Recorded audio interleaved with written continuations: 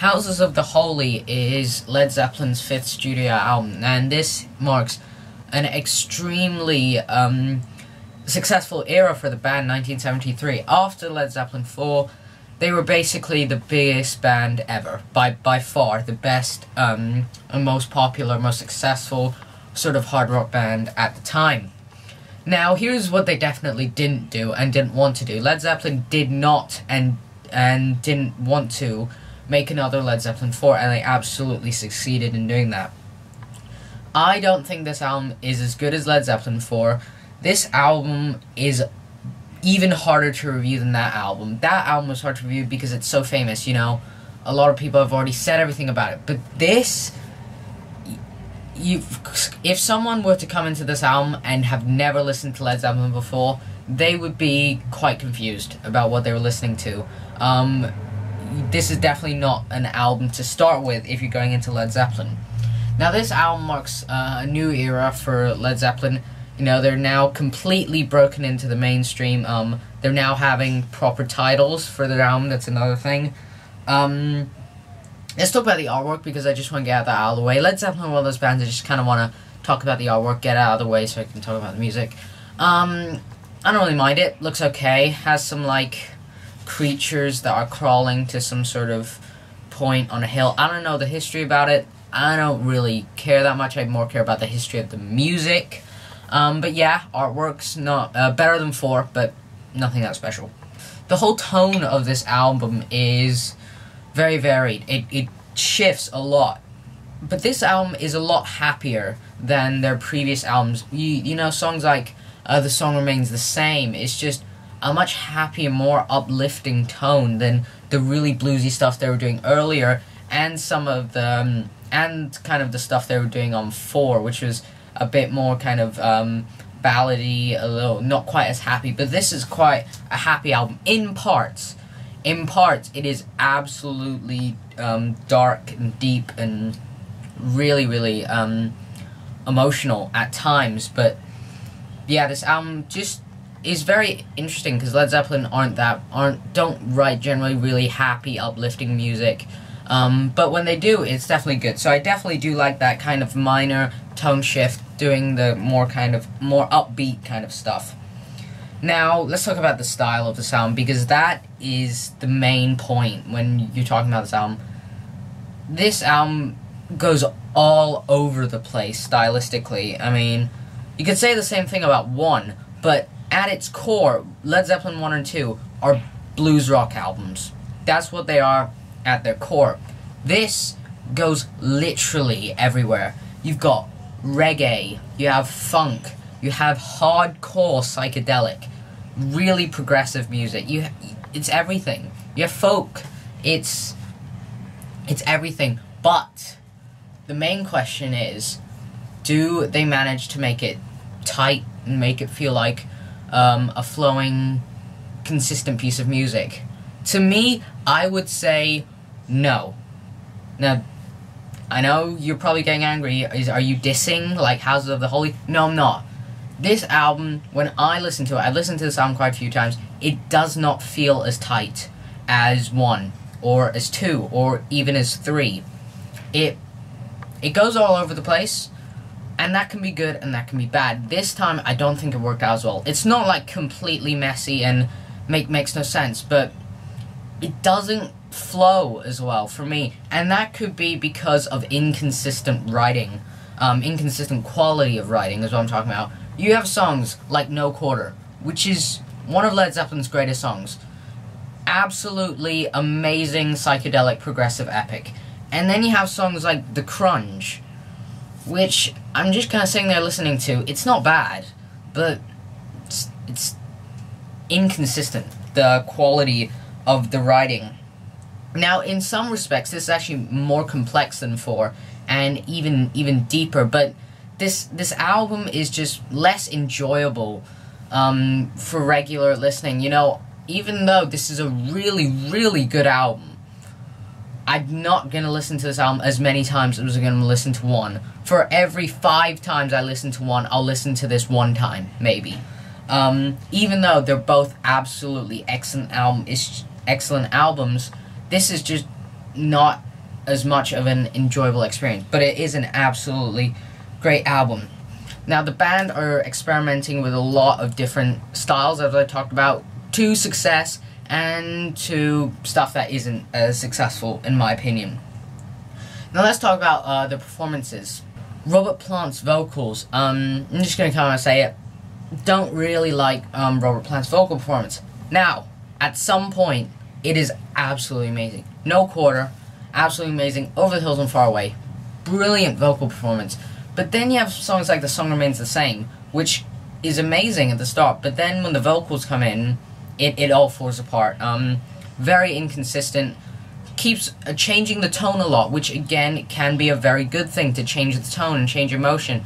It shows variation, but if it's not tight, then it won't work. It does work for the most part, and it's still a good vocal performance. Robert Plant's an amazing vocalist. But it's not as emotional as one, and not as technically good as maybe 4. But still a good performance. Now, Jimmy Page, the guitarist, again, I think because they were doing so many different styles, and Jimmy Page is primarily a blues guitarist and a hard rock heavy metal guitarist, that he wasn't able to show off as much. There aren't as much guitar in there. There is definitely some amazing moments, but it's not like one where you could just hear what a brilliant guitarist Jimmy Page is, and it just doesn't stand out, the guitars, really. But it's still, on a technical level, still a great performance. So yeah, Jimmy Page. Jon Paul Jones on bass, absolutely amazing. One of my favorite bass performances by Jon Paul Jones, probably second to Led Zeppelin II. But yeah, this just really comes out with the bass. Absolutely amazing. Again, Jon Paul Jones showing what an incredibly important member to Led Zeppelin he is. Not only writing, but using the piano and the keyboards and mellotrons and synthesizers and all this kind of stuff. It's all Jon Paul Jones. He's just really the kind of really important member, probably second most important to Jimmy Page. Obviously, Jimmy Page is the most important because he's the primary songwriter. But yeah, Jon Paul Jones, absolutely amazing. The drumming, really good. Again, not as special, not as many really fast fills, but that's just because they're experimenting with different genres, and it's hard for them. It's hard for any musician to really show their entire musical capability when they're not playing the genre that they're most comfortable with, which at this case, Led Zeppelin, they are definitely not. Stellar production. Production's absolutely amazing. They made a lot of money off Led Zeppelin IV, so now they can finance absolutely amazing production. Just as good as 4, if not better. Everything sounds great. The synthesizers work brilliantly. Everything's, nothing blows the other elements out. It just all works perfectly. So, production, I have absolutely nothing to complain about. But after having said all that, the main thing that makes this one of the sort of albums that when I'm looking through Led Zeppelin's catalog, I'll kind of put this under a lot of Led Zeppelin's other albums, and it's not one of my personal favorites, though I recognize that it's still a really good album, is just because the writing at some point is not that strong. I've talked about that before, just a bit bland, and this is the only album where Led Zeppelin, at times, goes style over substance, and this is not a complaint. I make very much it all for Led Zeppelin, but on this album, I will have to say they do it. Songs like Mak'er and the Crunge, just style over substance is a phrase that, again, I don't use a lot for Led Zeppelin because they're all about substance, but I have to for those couple of songs. Now, bearing that in mind, there are moments of pure brilliance, like No Quarter, which is one of the best Led Zeppelin songs of all time. But it's just a bit all over the place. You know, one managed to incorporate all these different influences, you know, like the folky stuff and the kind of Eastern stuff, because at its core, it was a blues rock album, and Led Zeppelin loved blues rock, so they just made an amazing, amazing album with 1 and 2 as well. This album, their heads weren't quite in the right place for me.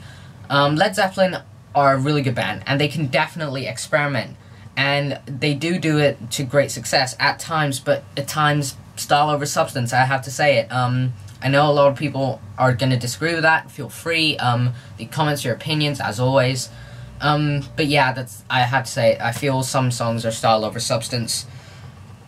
So yeah, let's just move on to the track list. Now, one interesting thing I want to talk about before I get into track list. This is actually the first album where Led Zeppelin used entirely original material, which is quite interesting. Physical Graffiti, they'd go back to doing, taking influence from, taking sort of sections of songs and completely changing them, but this is completely original material, so that's definitely a good thing for this album. Now, the first track is The Song Remains the Same, and this is a really interesting opener for Led Zeppelin, because on their previous 4 albums, you know, the opener's generally, you know, a bit of a riffy song, a bit of a catchy kind of a tune, but this is a little bit more than that. Obviously comes in with the amazing, really light melodic riff by Jimmy Page, and then eventually the bass will do the same. So it's really good at the start, and it's just a really good song, more intricate than the past sort of openers, which were generally just a riff. But this song, I've mentioned in the beginning, basically I stopped liking it once the vocals come in. The tone and the way he sings, the way Robert Plant sings, just doesn't work for me at all. So weak vocals, but yeah, it's a really good opening track, doesn't drag, and yeah, just that really catchy riff at the beginning. So now we move on to the Rain song. Now this is the first of 2 epics on this album, and this is slows it down. It's a lot softer, and immediately the vocals are way better on this track. Just some beautiful acoustic playing by Jimmy Page. You got the mellotrons that give it a really orchestral feel, make it much more of an epic rather than just a kind of folky acoustic kind of song.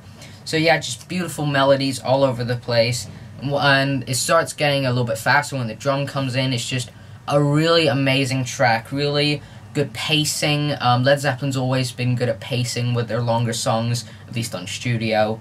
And yeah, so amazing piano playing by Jon Paul Jones. So yeah, really good song. Really like this song. And so I move on to Over the Hills and Far Away. Now this is kind of showing off the folkier side of this album. And so obviously you've got the acoustic playing by Jimmy Page, and it's really good. I just really like it. A beautiful riff, and once it sort of gets into the electric stuff, it's just a really good rock song. And I love the bass riff that Jon Paul Jones plays. So yeah, it's just a really solid track, showing the development from the acoustic into the electric. Again, I prefer Robert Plant's vocal performance over Song Remains the Same in this song. So yeah, it's a really good song. Really good song to just listen to as an own unit rather than as part of the album, this song, I find. And so now we move on to the weaker section of this album, which is like the middle 3 or 4 tracks. Middle 3 tracks, yeah, that's right, is the Crunge. Now this is the song kind of trying to imitate sort of James Brown kind of funk music. And I'm just going to say it straight away, I have nothing against funk. I don't particularly care for it, but I have nothing against it. So when reviewing songs like this, I'm just going to judge it as a song, and not sort of stay too long on the fact that it's funk. Got a drum intro that's really good by John Bonham, not too long, just really short and sweet. Vocal, don't like the vocal style. As I said, very mixed vocal performance. Some absolutely amazing parts, some parts are a bit kind of iffy. I just don't like the style of it. I'm not a fan of the synths on this song at all. So yeah, it's a bit of a weak song, but it doesn't drag. You just kind of listen to it and like, and then it's over after 4 minutes, so it doesn't really matter. And so now we move on to Dancing Days. Now, Dancing Days is one of 2 just normal rock songs. On this album, almost everything is influenced by a certain sector of rock and roll.